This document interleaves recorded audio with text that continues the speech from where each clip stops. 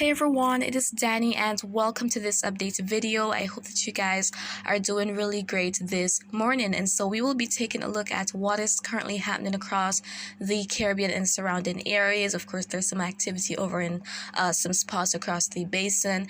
And we'll also be looking at the latest Saharan earlier map to see the coverage of that dry air and dust, and we'll also be taking a look at the potential for seeing something develop from the tropical Atlantic as we're going to be progressing into the latter part of this month, as well as that disturbance that is marked for development. And so before I go into details, please do subscribe if you haven't yet done so, and tap the bell so that you never miss an important update.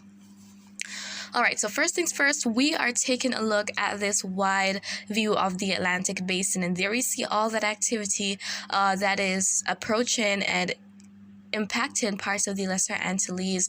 There's some rainfall in some other spots. There we see lots of activity just along the coast of Africa, likely another tropical wave going to be emerging very soon. And up there where we see all that is in association with the disturbance that is marked for possible development. So we will be taking a look at that first. So we see here that as of the latest update, 2 a.m. this morning, the NHC has given it a 50% chance of development. So the chance is gradually increasing here. So imminent development is not likely, but as it moves into the shaded orange region, then it is likely going to be gaining some maybe tropical or subtropical characteristics and eventually develop into something. But again, it has limited time because as it is going to be increasing in latitude, when it's going to be moving more on a northward track, it will be accelerating into cooler waters. And we know that for tropical development to take place, there needs to be warm waters, or at least waters that are warm enough to allow for some development. But if it makes its way into those cooler waters, then it is unlikely that we're going to be seeing anything more become of it. So it has some limited time, but the chance is increasing, and models are agreeing that this could very well become our next named system, Dawn. So let's see if it is going to pull through, and of course I'll keep you guys posted on it. Let's now go down into the Caribbean, and so here we can see that there is lots of showers and thunderstorms extended into the region, some of which or most of which is in association with the tropical wave which is closing in. The axis of it is still outside the basin, and we also see lots of thunderstorms over in some sections of the Eastern Caribbean north of the ABC Islands, and this is just something rather disappointing because I know that you guys down in the ABC Islands, Aruba, Curacao, and Bonaire would really love the rainfall, but unfortunately all of that action is to the north of you guys. But other spots in the Lesser Antilles are likely experiencing some heavy rainfall or have experienced some heavy rainfall since the start of the day.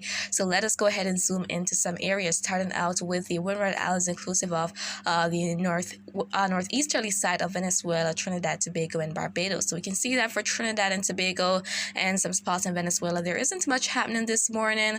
Similar story for Grenada, parts of the Grenadines. There was some activity there, and seemingly some new convective activities developing, and in that case there is likely going to be a lot more shower and thunderstorm activity. Going up to St. Vincent, St. Lucia, likely some overcast conditions, maybe with some rainfall as well, possibly even some thunderstorms. And then as we head up to Martinique, going to Dominica, there is likely some thunderstorm activity, maybe some heavy rainfall at times. Barbados is in the clear right now, likely overcast, maybe some rainfall by the time this video is uploaded. So here you can see that some of this activity is also extended into some parts of Guadeloupe. But as we look from Montserrat northward, and also for Antigua and Barbuda, we're not seeing much. Maybe some passing clouds at the most, but nothing crazy. And it should be pretty hazy there as well because of that Saharan dust.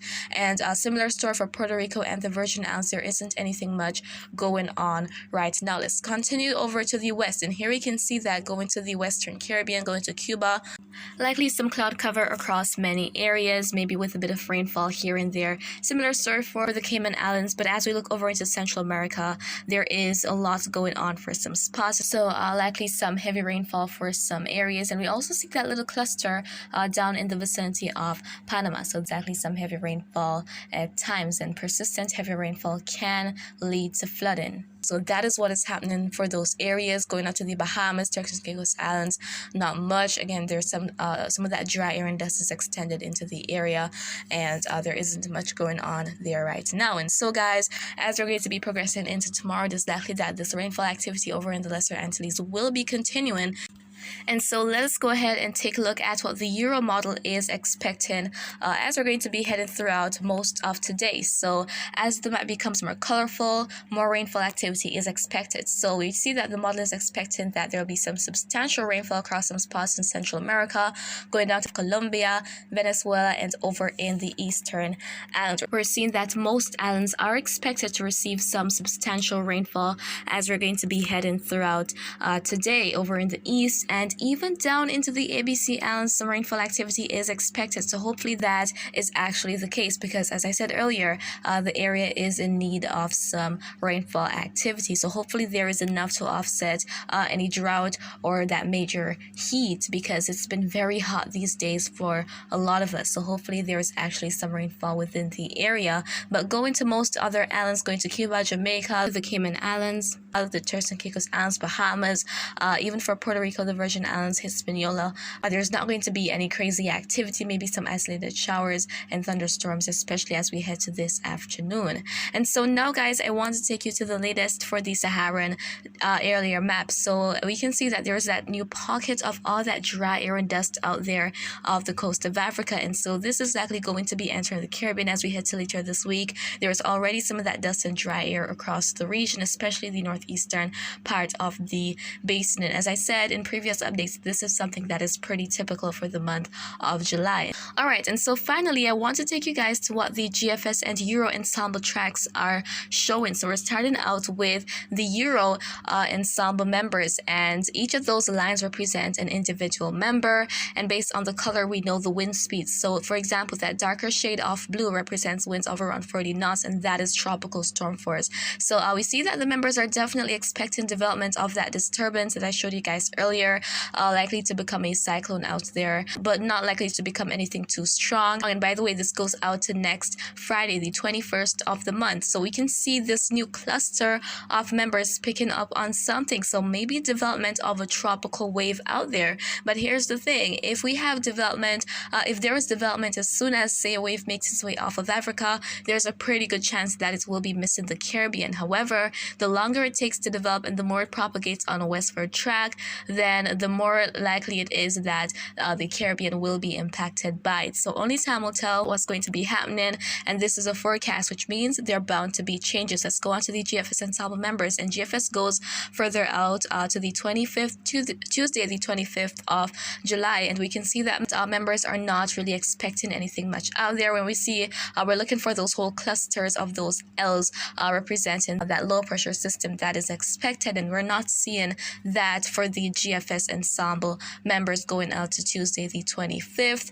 The model is also expecting that the disturbance will be developing. There we have all those tracks, and only time will tell, as I said, what's going to be happening. And I will be keeping you guys posted as time goes by, and that is pretty much it for this update, and I hope that you found it to be quite informative. But if you have any questions, feel free to leave them down in the comments. I will respond once I get the chance, and remember to always be weatherwise.